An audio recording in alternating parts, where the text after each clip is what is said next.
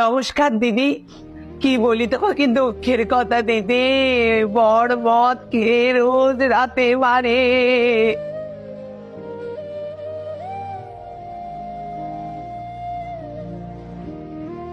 আমি ঘুমাতে পারি না দিনে। মিথ্যে কথা বলিস না মিনতি, আসল কথাটা বল দিদিকে। রাত ভোর মদ গিলে তুই তো তোর বরকে পেটাস। নমস্কার দিদি, আমি এসেছি কারণ আমার বাড়িতে ফ্রিজ, আলমারি, টিভি কিচ্ছু নেই। শুনেছি দিদি নাম্বার 1-এ দেওয়া হয়, তাই এসেছি। এইরকমই মনের জোর যেন সবসময় তোমার থাকে এই কামনা করি। ও তোমরা একটু চুপ করবে। রচনা দিয়ে তুমি আমার কথা শোনো। আমি এসেছি কারণ আমি শুনেছি নাকি এখানে জিতলে ফার্স্ট প্রাইজ ছেলে পাওয়া যায়, আর আমি কিন্তু একদম সিঙ্গেল থাকতে পছন্দ করি না। তোমরা একটু চুপ করো তো, আমি বলবো। নমস্কার দিদি। হ্যাঁ, তোমাকে আর কি বলি, আমার বাড়িতে এখন খুব অভাব চলছে।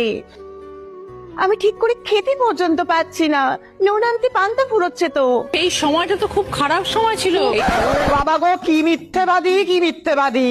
দিদি তুমি জানো না, তুমি যটা সিনেমা করনি তার থেকে বেশি ভরি গয়না ওর কাছে রয়েছে, জিজ্ঞেস করো।